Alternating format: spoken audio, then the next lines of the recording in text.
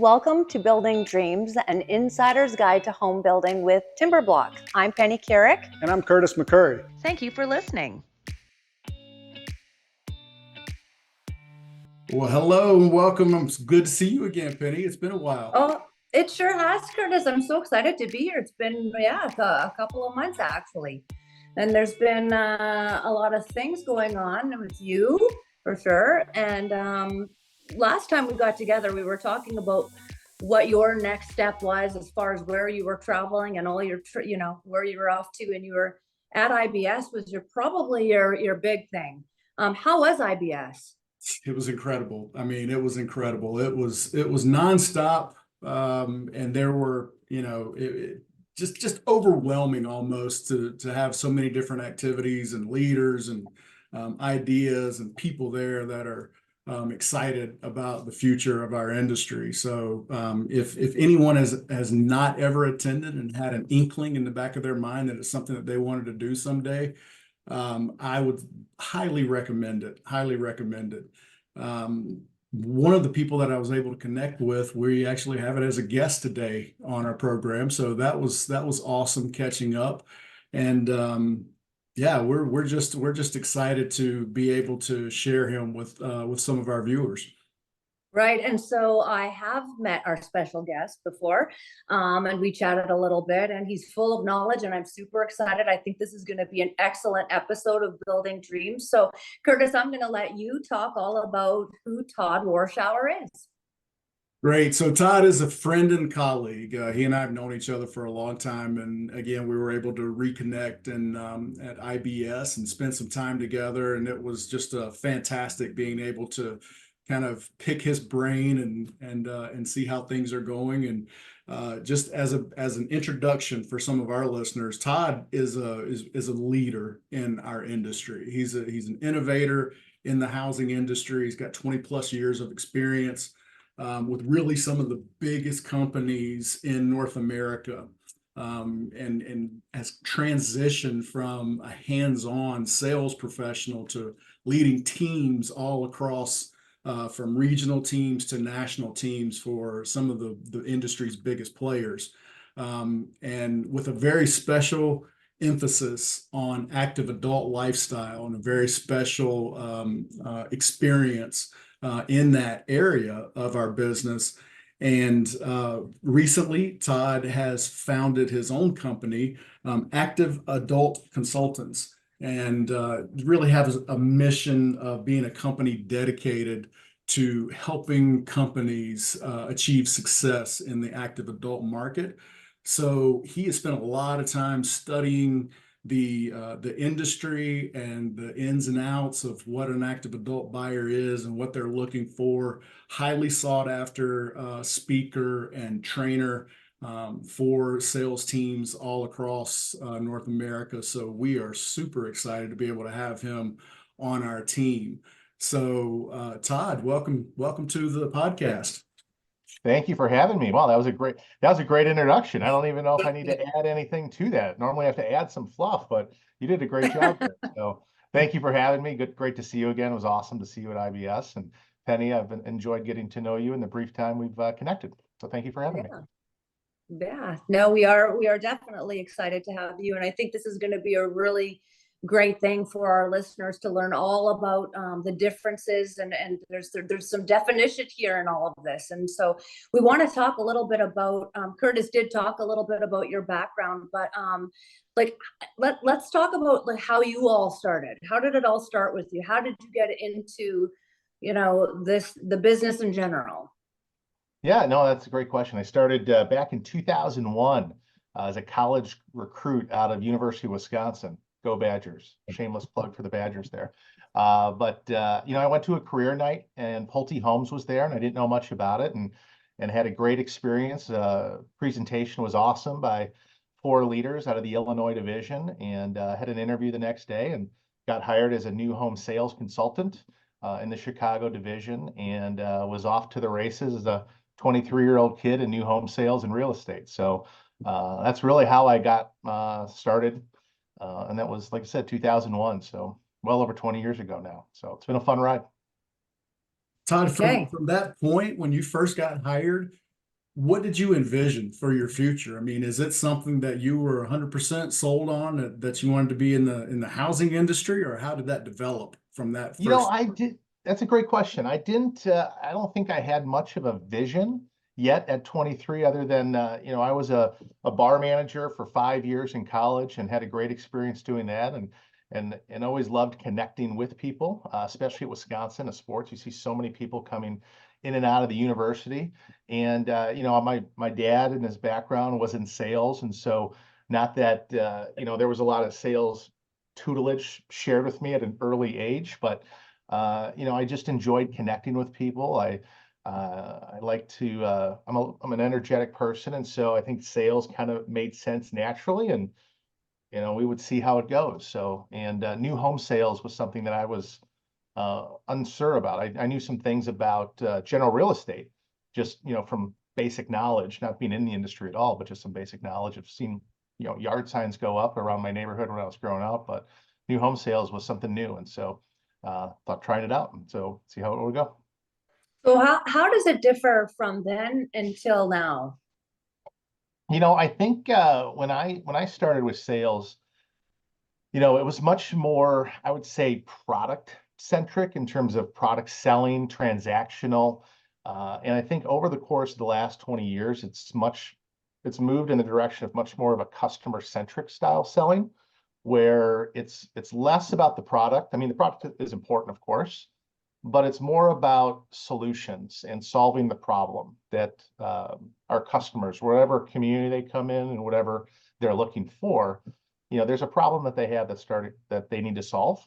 And, as a sales professional, I think the best salespeople are curious, the best listeners, and are really good problem solvers.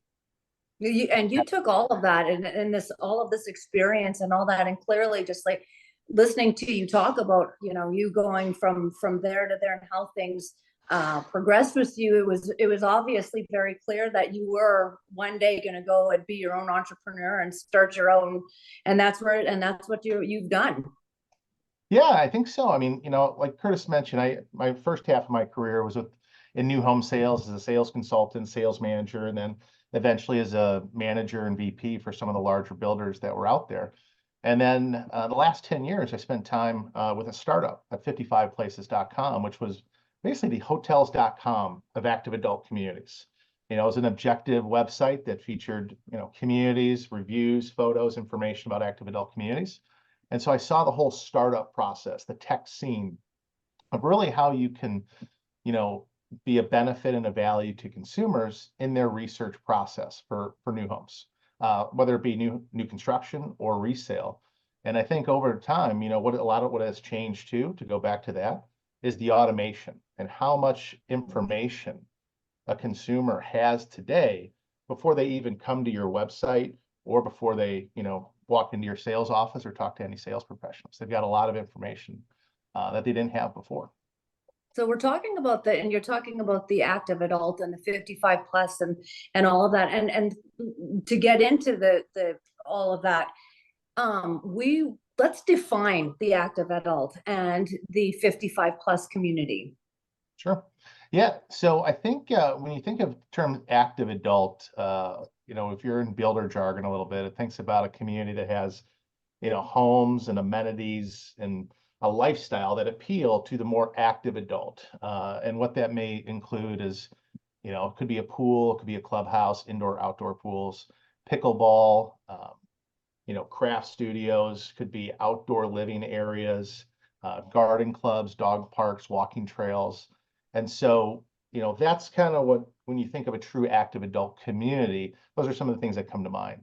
But, you take yourself out of the community aspect. An active adult could be someone that's looking for age restricted, could be looking community, could be someone who's just looking for a more active lifestyle.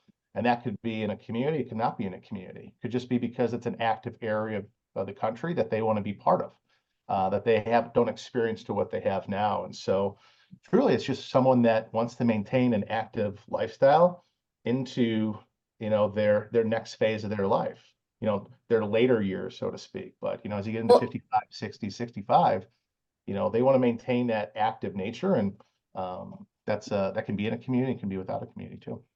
Yeah, and I like that you're defining that clearly, because in my mind, that's probably where I would go into that more, oh, what does that mean? Oh, at this age, boom, this is what's going to happen. And this is but it's not necessarily that. It's a variety of things. So defining that is certainly very important. And it's important to know what level and where people are at and where they're going and how much they've thought about things and, all of that stuff. Curtis and I were chatting a little bit earlier, and it's, I mean, life is so busy, right? I mean, all through your whole entire life, you're busy doing this, then you have kids that, and then, they're off, they go to college, and you're like, whoa, maybe you have been planning for that whole time. And maybe you're like, oh my gosh, kind of me right now. It's like, oh, whoops. All of a sudden, the child's gone to college and I'm sitting here going, oh no. So, yeah. Yeah, I think, when you think about, that next phase, so to speak, I'm 46. So in the next 10, 15 years, I'll be in the active adult area. And, my kids are 11 and 9 right now. So sometimes I think about, like, I've got like 8 more summers or 8 more spring breaks. And right now, like, my wife and I have started thinking about, like, what's next? If our kids go to college and they move out, where do we want to go? Do we want to stay here in the Midwest where we've got some family? Do we want to go East Coast, West Coast? Do we want to just get a condo where our kids are in college? Because they would love that, I'm sure, each one of them. So we try to start thinking about that. And I think that's, when you get into the, the 40s area where I'm at right now, a lot of that is the imagination. They're starting to imagine what might be next. And so I think that's a lot of where people's research starts in those 5 to 15 years before they get to a traditional active adult lifestyle or empty nesters like we hear sometimes. So that's why. Let me clarify here. Actually, I'm not aging myself just quite yet. I'm still in my 40s. So, but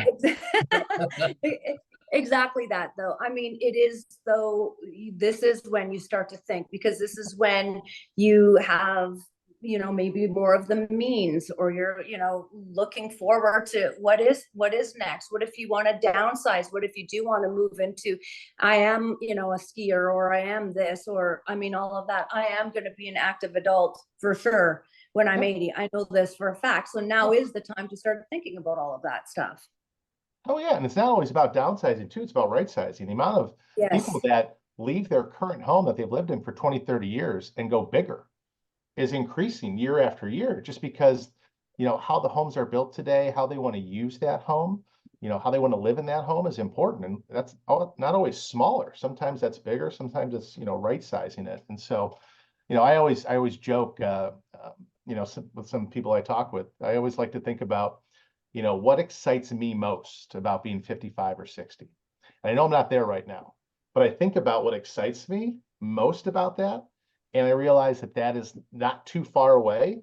And it makes me like get excited for what's next and imagining that phase. And it also, as a sales professional, allows me to empathize more with my customers and be able to help them along that process or that journey that they're on, even if they're 15, 20 years older than I am. Todd, was there an aha moment for you? Because when you and I worked together, that was not, that the active adult lifestyle wasn't really a focus of what we were doing at the time. We were navigating the Great Recession and coming out of it, and working hard, and was very successful at that. Learned a lot of lessons from that time, but it wasn't necessarily a focus. Was there an aha moment for you where you realized that this is a really huge opportunity and a growing market? Yeah, I think it started, early on in my career when I worked for Pulte Homes and Del Webb, and got connected into the foundational skills of working with the active adult buyer, and that really allowed me to understand lifestyle selling a lot better, because regardless of the demographic you're in, if it's a first-time buyer, if it's a move-up buyer, if you're buying your second, third home, if you're buying your last home, it's still about lifestyle. Just everybody's experiencing that lifestyle differently. And so I think lifestyle selling skills in my early career, even though it was kind of like you thought I put a pin in it from truly just working with the active adult buyers, that I continued to progress until the last 10 years after we got out of the recession, where, the baby boomer population was really getting into the market and buying a lot more homes. They were more insulated from interest rates, more, cash buyer option, even though there's a lot of folks that use a mortgage, some are cash. So, I think when I got, 2014, 2013, when I got involved with 55places.com, that was really like, all right, some of the skills and the foundation learning that I've had in the past, now I can really take off and help build some teams, help some customers along the way. What market conditions have, and you mentioned some of them just now, but like what general market conditions have contributed to this being such a huge buying force right now in our market, and a focus, of growth, where there's not much growth in our in the industry overall, but this continues to be an area of where there's a lot of buying power for that age group. Oh yeah, there's a 101 million of the total U.S. population today. About 101 million people are over 55. That's going to go up to 114 million in the next 10 years. 55 plus households are almost 70% of the wealth in this country, hold the wealth in the country. And, it's at the end of the day too, it's a discretionary purchase for them. So they don't have to move. They want to move. It's a lifestyle choice. So the strength of the active adult market, or the 55 plus market, in terms of real estate, is overwhelming, especially when you think of the word retirement, which I don't like to use retire too much, because it's what's next. There's a lot of myths associated with retirement, like slowing down, relax. That's not the case. A lot of people like to be 55 plus, 60 plus, and still work, because that provides so much more joy in their life. And so retirement, I think, is just it's a phrase that is understood. So I don't want to minimize, it's understood, but it's one that, when working with the active adult buyer, there's so much power and strength that the market that buyer has in what they can do in real estate, from selling their current homes to buying in communities, to purchasing custom homes, whatever it may be. So it's not going away anytime soon. I hear you use the word lifestyle a lot. And Yep. so clearly, yeah, it is all about the lifestyle. So do you come across a lot of, people in this category that are, thinking about this, but they're at different stages, and how, what questions do, you have to ask, or do they have to think about in order to help those different stages, if Sure. that makes sense? Yeah, no, I think a great, what's helped me out best in my career, and like some of the things that I've learned along the way, if I could bucket them into just 3 buckets, it's authenticity, compassion, and curiosity. And those 3 traits, those 3 skills, so to speak, allow you to work with any buyer, but even much more with the active adult buyer, who, you mentioned lifestyle. The traditional lifestyle selling is, of course, social calendar, amenities, master plan community. That's what a lot of us think about. But that might be not the top priority of the active adult buyer. The 2 top priorities in my mind of the active adult buyer, the first one is health and wellness. That's the most critical thing that they're focused on from 55 on, because they have to bridge the gap between all of us as Americans living longer. There's a lifespan and there's a health span. Right. And making sure that those are in sync as long as they can is the most important factor in a lot of their decision-making process. The second most important is family. It's the most emotional attachment to what an active adult is looking at. It'll help define them to what they're doing in the next stage of their life, either moving away from family, more often not the case, but moving closer to family, or how will family be involved in how they live, their home, how they welcome people into their home, hosting holidays, all the little things. But those 2 things that I just talked about really have nothing to do with social calendar, amenities, and the swimming pool at a master plan community. Right. They're important, but the other 2 factors, health and wellness and family, that's where lifestyle really gets into effect. And if you understand that, are curious enough to find out about what's missing in their current situation or what they want to change, I guarantee those 2 things are right at the top of the list. I talk to a lot of our homeowners, like timber block homeowners, And that is exactly what they're doing, right? They are thinking about their family, and every time I interview a homeowner, that's almost all of them. It's okay, I have grandchildren here. I've got these pets, and they add on to pets, but I've got their families are growing, and they're thinking about the Christmas and this and the rooms for this and all of that. I mean, that is a really huge chunk of their focus for sure. Absolutely. Mm-hmm.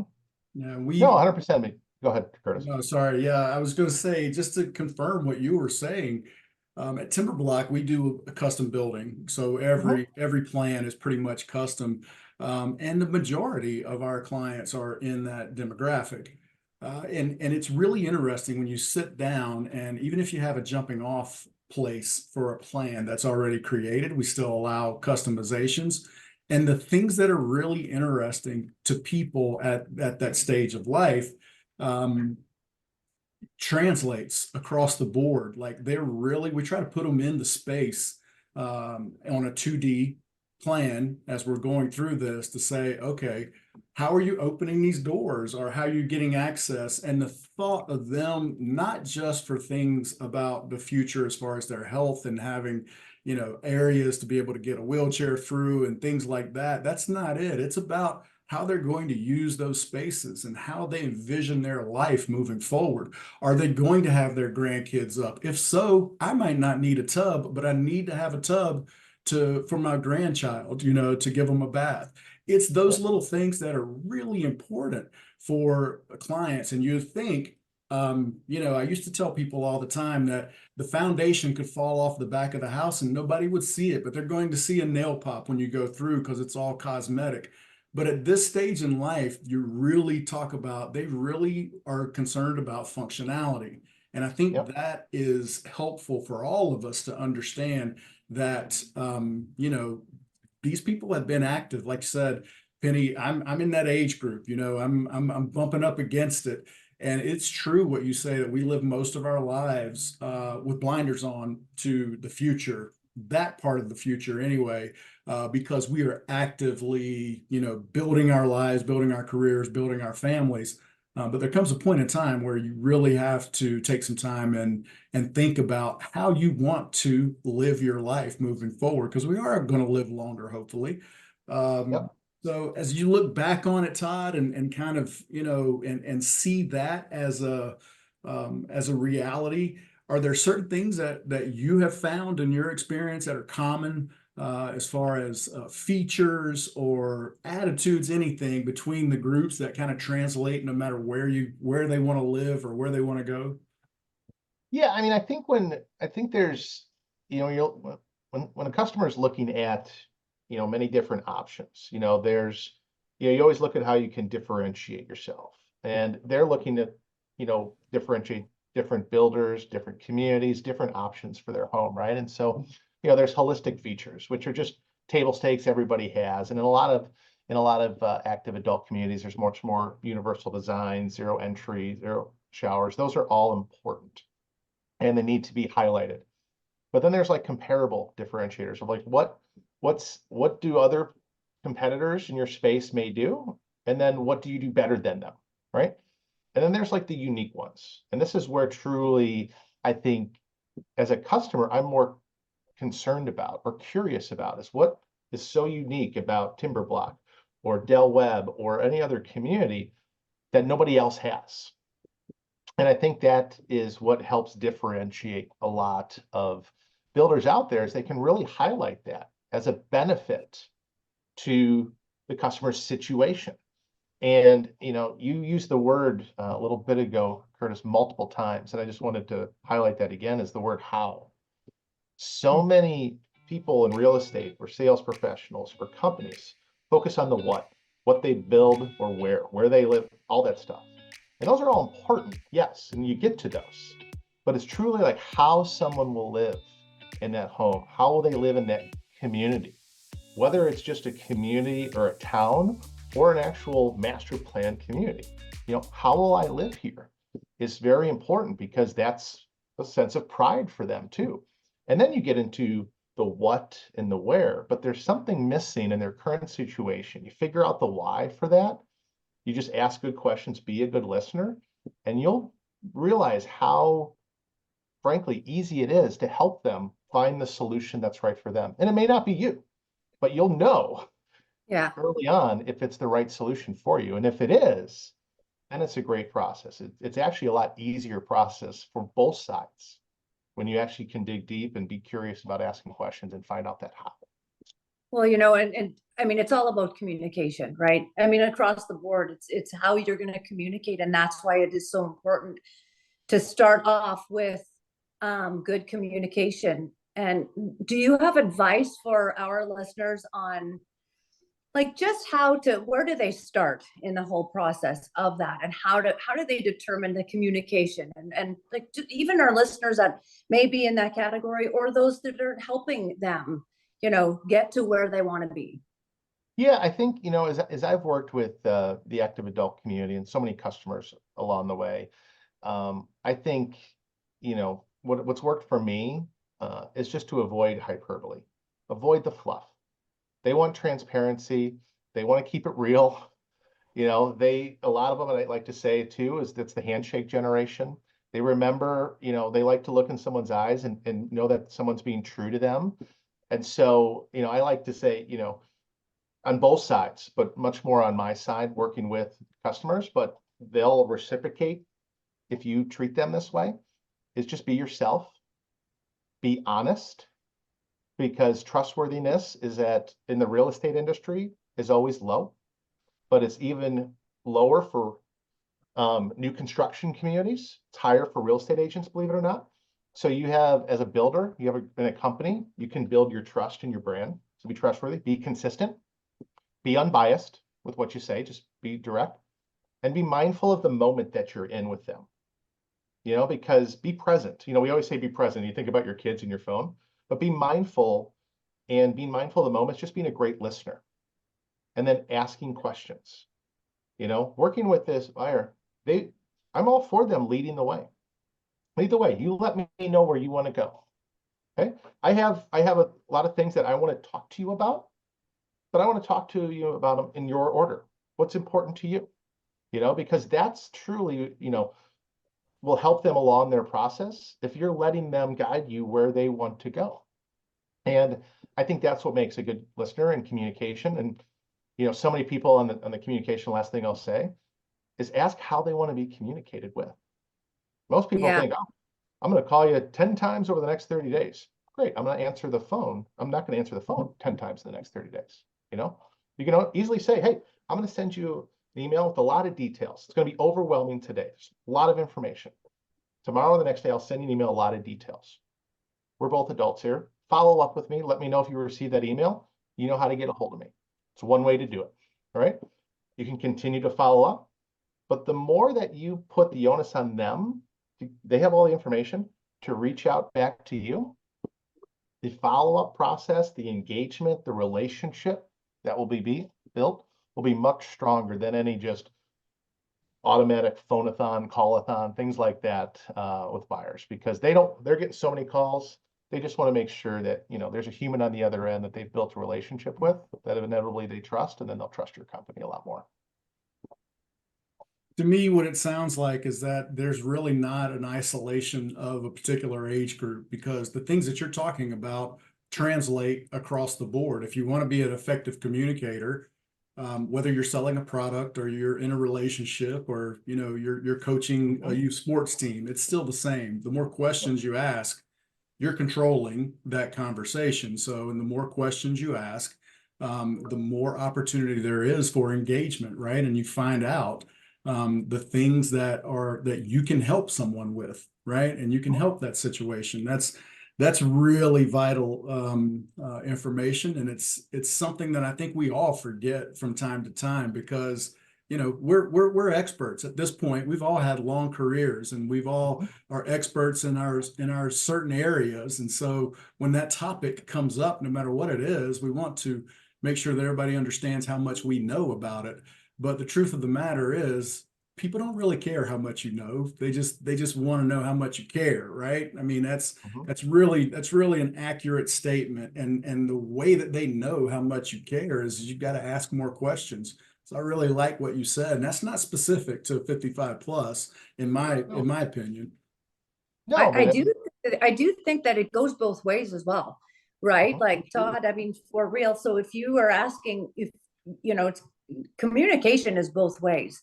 So being honest with the person asking the questions, I mean, Mhm. it's only going to just be better from there and help that process.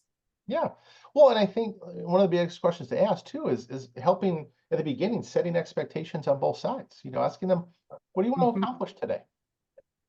I mean, if you don't ask, I have this laundry list of things, as you said, Chris. I know everything. I'm just making that up. But as a builder, if I'm working for your company, I know it all about my company, the ins and outs. You may care about 20% of that today.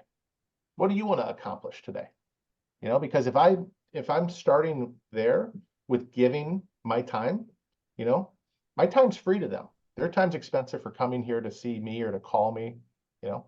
So at the end of the day, what do they want to accomplish? And I'll make sure that we structure the information exactly how, what you want to accomplish and how much time you have to spend with me today. You know? Yeah, and you're 100% right. And as the other side of the coin, as Penny mentioned, is also true. If you're a buyer, if you're in an age group where you're considering, you ask questions, right? Because it's a really important decision. Obviously, it's one of the largest financial decisions that you make in your life about where you want to live and how you want to live your life. So asking more questions, you control that situation as well. So yeah, I don't think you can ask too many questions, right? I mean, The more you know. more, yeah, for sure on both sides. Well, both sides, because give them permission, let them know, hey, ask as many questions, Right. and to make yourself trustworthy, make sure to ask about these things. I'm going to ask you about this, but other things that you may want to ask me about are these things. That's how it's like, holy cow, I never thought to ask you those. Yes, I do want to ask you those questions. I think that's truly where that relationship starts, and that trust can be built on both sides, that you're doing what's in their best interest to help them make an informed decision. So Todd, you've worked with so many active adult buyers in your lifetime, and you've seen the ones that were well prepared for this stage of their life, ready to move forward, and others maybe not so well prepared and were struggling, right, with their choices they've made and had limited choices. Looking back on it now, what advice would you give to someone at a younger age to prepare for this? Because it all happens to everyone. Is there any key things that people can be looking out for now and kind of working towards? I mean, a couple things. I mean, have fun with the imagination of it, of like I said, vision, like, what is it going to be like when you're 55 or 60? Where do you envision yourself? What excites you most about that? But also, like, I mean, the little things, get ducks in a row. I mean, the more you can declutter when you're in your 40s, the less you have to declutter when you're in your 50s, 60s. Get all your, finances in a row. Get, any trusts you need to give, living wills, things like that are just important, that, I've seen folks not have set up, and that can cause a lot of unnecessary stress when they're trying to think about what's next and have the joy and fulfillment of that. All the things I just talked about aren't very joyous.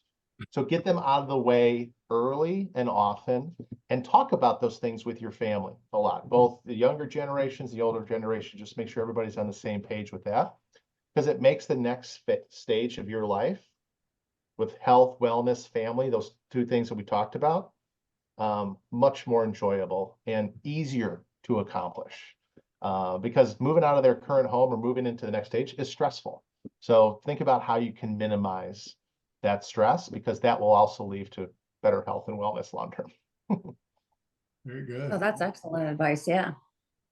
Yeah, are there any areas of the country that you're seeing that are more prone or hot right now, or where those is it area specific or state specific that you're seeing the most growth? I mean, yes and no. I mean, the active adult community, there's folks that, want to stay where they're at, and there's active adult communities that generate around there, and homes in other communities, or building opportunities in those markets. But I mean, the Carolinas continue to be huge. Texas continues to be huge.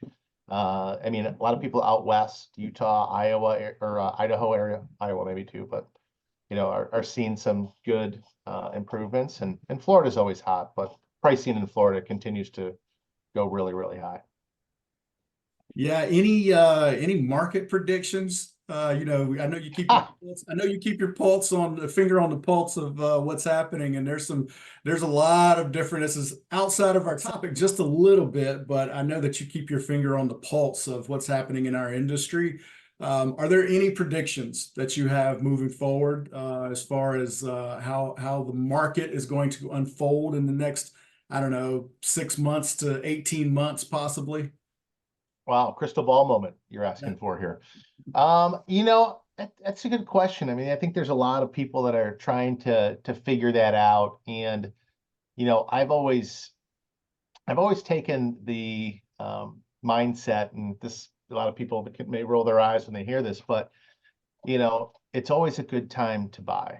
And I say that in the sense that as it relates to your current situation, what's important to you, okay? Because it's never a bad time to buy if it's right for you. And regardless of like where mortgage rates are, mid 7s to 8, wherever they are, I think we're getting into a higher interest rate area of 6, 7, 7.5, 8%, whatever it may be, versus the 3s. There's a lot of people that have interest rates, regardless of their age, but especially the active adult area, that are in the 3 range, but still don't want to be in their house that they've lived in forever. And so I think we start seeing right now, probably you currently see some signs of it, but in the next 6 to 18 months, more inventory pops up, more people selling their home, more homes churning, more people migrating and moving to where they actually want to live and where they want to be. And I always say this too, is especially as it relates to the 55 plus market, is the amount of people that I've encountered at communities, whether it be new construction, general real estate, working with agents and their customers. One comment comes true: I wish I would have done this sooner. And so that's why I always say, go back to what I originally said. It's always a good time to buy if it's right for your situation. And so think about that. And, and so I think a lot more of that thought process comes as the market stabilizes with where interest rates are, where stocks are. I think, we've got an election coming up. Whatever side of the election you're on, come January, February, there'll be consistency with what it is. And that'll help another buying spree, more clarity and consistency around that. So I'm always excited for what's next in terms of that. So I see the trends as positive and good as it relates to inventory, consistency with interest rates, regardless of where they're at, and then consistency with the known election results at the end of the year. Well, Todd, I'll tell you, this has been fantastic. And I can say on behalf of Curtis and I, thank you so much for spending the time with us and having all this insight. I think that was absolutely fantastic. And I hope you've enjoyed being a part of our Building Dreams podcast as well. And if people want to talk with you or get to know more about you, where can they get a hold of you? Yeah, easily. They can check out my website, which is activeadultconsultants.com. Fill out a contact form there. Happy to reach there, or just email me directly. Simply, it's Todd@activeadultconsultants.com, and I'd be happy to connect on any sales training needs, or just any consulting needs, or just to be a resource to talk active adult. And I'm always excited to do it, like hopefully I was and showed today. Absolutely. Yeah, that was great. And we'll definitely have those, your email address and your website in our link in this podcast note. And of course, you can always listen to the Building Dreams podcast anywhere on Spotify and YouTube. And again, thank you so much. And thank you for listening. And thanks for being a part of it today. Thanks for having me. All right. Thank you.